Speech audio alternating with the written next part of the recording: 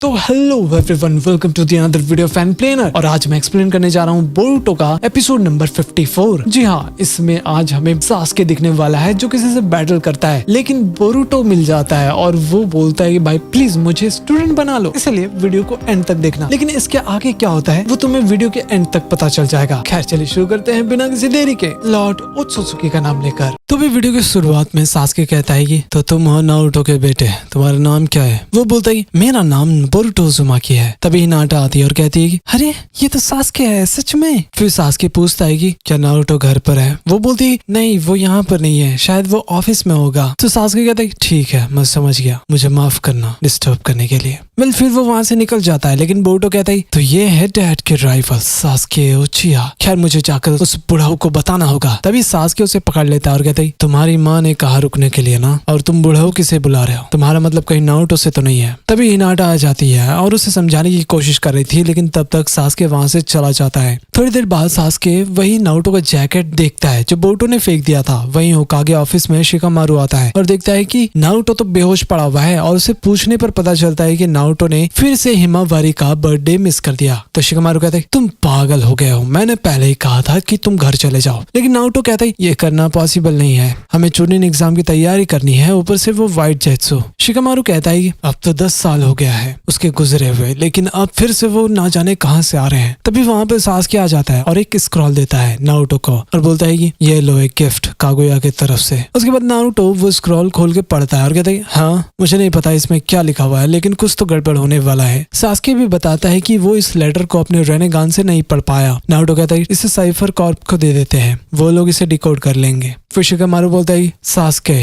तुमने Kaguya palace के बारे में कुछ बोला था, वो क्या है? तो सास्के कहते हैं हाँ मुझे उस जगह का पता चल चुका है। फिर हम पास देखते हैं जब सास्के अपीयर होता है उस एरिया में जो बहुत ही ज्यादा अजीब था, और उस महल के अंदर जाता है जहाँ पर एक स्क्रॉल उसे मिलता है और बता रहा था कि कागुया ओत्सुत्सुकी जिसे पावर की भूख लग चुकी थी, निंजा वॉर में हमने उसे सील कर दिया था। इतने सारे जान गंवाने के बाद उसके बाद से ही मैं उसे ढूंढने चला गया। तभी हम देखते हैं कि किनशिकी ओत्सुत्सुकी आकर के हमला कर देता है। हालांकि सास्के बच गया था और फिर दोनों में भयंकर बैटल शुरू हो जाता है। इतना ही नहीं, वो लोग पैलेस के बाहर चले गए थे, लेकिन सास्के उसका सिंग ही उड़ा देता है अपने स्वॉर्ड से, वो भी एक हाथ के मदद से। कभी सास्के उस पर भारी पड़ रहा था तो कभी किनशिकी, लेकिन किनशिकी उस पर अपना एक्स चलाता है। भाई सास्के फिर अपने रेनेगान से टेलीपोर्ट होकर बच गया था, वरना उसका बैंड बज जाता। फिर ऊपर से कोई कहता है कितने नादान हो किनशिकी, ओह ये तो रेनेगान है, तो बताओ मुझे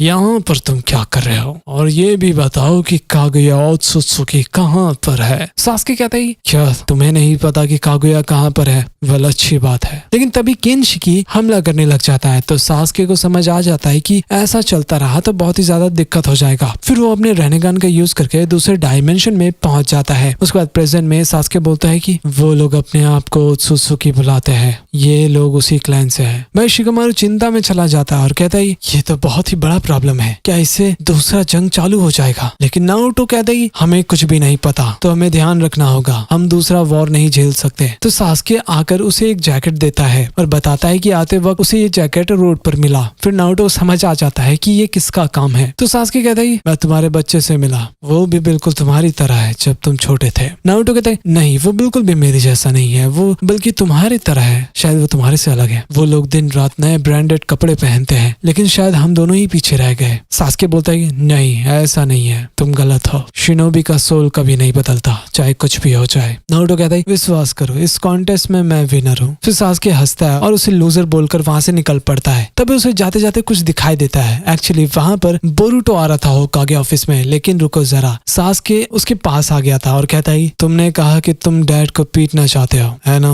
तो बोरुटो बोलता है हाँ अगर आप मेरे आगे आओगे तो मैं नहीं रुकने वाला। तभी सास्के उसे एक लात देता है, बेचारा 4 किलोमीटर दूर जाकर के गिरता है और बोलता है कि तुम्हारे अंदर जितना ताकत है ना, तुम उससे कभी भी भिड़ नहीं सकते। मेरी बात सुनो, जितना तुम ताकतवर हो उससे तुम उसकी परछाई भी नहीं छू सकते, तो अपने घर जाओ और आराम करो, ठीक है? लेकिन बोरुटो कहाँ सुनता है, वो अपने शैडो क्लोन का यूज करके सीधा सास्के पर हमला करने चला जाता है। लेकिन कोई इतना गधा कैसे हो सकता है? सास्के सबको एक एक हाथ से ही सबका बैंड बजा देता है और कहता है तो दिल को ठंडक मिल गया, या फिर और भी आलू खाना है, अब भागो यहाँ से। तो बोरुटो कहता है यार ये तो कमाल का है, शायद वो सच कहते हैं कि आप मेरे डैड के राइवल हो, क्या प्लीज आप मुझे अपने स्टूडेंट बनाओगे, मुझे डैड को हराना है चाहे कुछ भी हो जाए। सास्के बोलता है कि लेकिन क्यों, आखिर तुम अपने डैड को क्यों हराना चाहते हो? बोरुटो बोलता है क्योंकि वो सिर्फ अपने शैडो क्लोन को भेजे थे मेरी बहन की बर्थडे के लिए, उन्होंने प्रॉमिस को तोड़ा है, मैं उन्हें माफ नहीं करने वाला। तो सास्के बोलता है कि होकागे का काम इतना आसान नहीं होता बच्चे, कुछ चीजें तुम नहीं समझ सकते। बोरुटो गुस्सा हो जाता है और बोलता है कि मैं नहीं सुनने वाला, और ये सब सुन करके मैं पक चुका हूँ, और जब से मैं गेनिन बना हूँ वो मुझे देखते भी नहीं है, उन्हें ऐसा लगता है कि मैं बच्चा हूँ। फिर सास्के कहता है हाँ मैं समझ गया, बिल्कुल ब्रांड न्यू, क्या तुम्हें राशिंगन बनाना आता है? बोरुटो को इसके बारे में उतना पता नहीं था उतना अच्छे से, लेकिन सास्के कहता है तो तुम्हें नारुतो को हराना है और तुम्हें राशिंगन भी नहीं पता, तो तुम मेरे स्टूडेंट बनने लायक ही नहीं हो। फिर वो वहां से चला जाता है, लेकिन बोरुटो कहता है कि सुनो, अगर मैंने वो करके दिखा दिया तो आप मुझे स्टूडेंट बनाओगे? तो ठीक है, मैं तुरंत जाकर मास्टर करके आता हूँ। फिर थोड़ी देर बाद रात में बोरुटो को नामरू को चिल्ला करके बुला रहा था, बेचारा वो अंधेरी रात में नींद से उठ करके आता है और बोरुटो बोलता है आपको मुझे राशिंगन अभी सिखाना होगा प्लीज, मेरे पास ज्यादा टाइम नहीं है। कोनामरू बोलता है ओह अच्छा,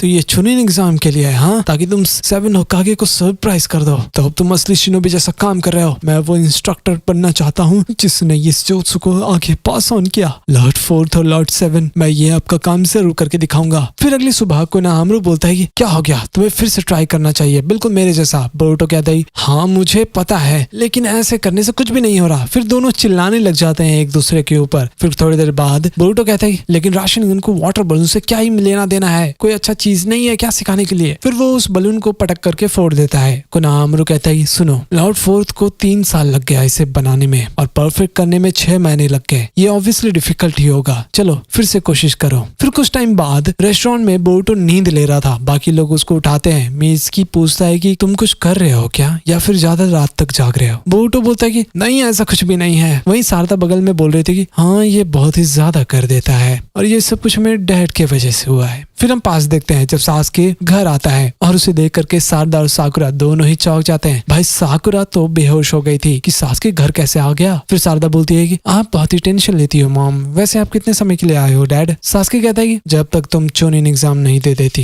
वैसे मुझे आज नारुतो का बेटा मिला था रात में, उसने बोला वो मेरा स्टूडेंट बनना चाहता है। फिर प्रेजेंट में सारदा बोलती वेल हमें 3 लोग चाहिए होंगे एग्जाम देने के लिए, तो अच्छा होगा कि ये अपना बेस्ट थे। फिर शाम को अपना बोरुटो काम पर लगा हुआ था, लेकिन भाई वो लाइटनिंग jutsu से उस बलून को फोड़ देता है। कोनामरू उसको समझाता है कि बेटा ज्यादा होशियार मत बनो, इज्जत से चाकरा फ्लो का यूज करो। दोनों के बीच अलग ही टेंशन चल रहा था। फिर कुछ टाइम बाद बोरुटो अपना घर आता है, वो काफी ज्यादा लेट हो गया था, तो हिनाटा कहती है कि फिक्र मत करो मैं जा रही हूँ, और हाँ बोरुटो आज के लिए तुम इंचार्ज हो, मैंने खाना बना कर रख दिया है, ठीक है मैं चलती हूँ। फिर सारदा आती है और कहती है क्या आप हमेशा ही ऐसे करोगे डैड? मैं बता दूं कि बोरुटो ऐसा बिल्कुल भी नहीं था, ये सच में कमाल की बात है कि वो ये कर पा रहा है। सास्के कहता है कि वो बहुत ही ज्यादा जल्दीबाजी में रहता है, लेकिन मैं उसे अपना स्टूडेंट बना लूंगा। फिर सारदा वहां से चली जाती है उसको बताने के लिए। उधर सारदा बोरुटो को ढूंढ रही थी, उसे वो मिलता ही नहीं है। वही साइंस लैब में देखते हैं जहाँ पर साइंटिस्ट बोलता है कि हाँ ये मुश्किल चीज तो है, लेकिन मेरे पास एक तरीका है जिससे तुम्हें ये रिजल्ट जरूर मिलेंगे। ये निंजा टूल से तुम वो बन जाओगे जो सभी निंजा बनना चाहते हैं। तो क्या कहते हो? भाई साइंटिस्ट के हाथों में तो राशिंगन था, वो एक टूल बना दिया था गुरु। फिर रात में बोरुटो को सोच रहा था, पता नहीं क्या सोचता रहता है। वहीं ऊपर मिज़ुकी कहता है हाँ मैं बिल्कुल ठीक हूँ। उधर ओरोचिमारू बोलता है ये बहुत ही अच्छी बात है, लेकिन चोनिन एग्जाम में अपना स्ट्रेंथ यूज मत करना, क्योंकि अगर तुमने किया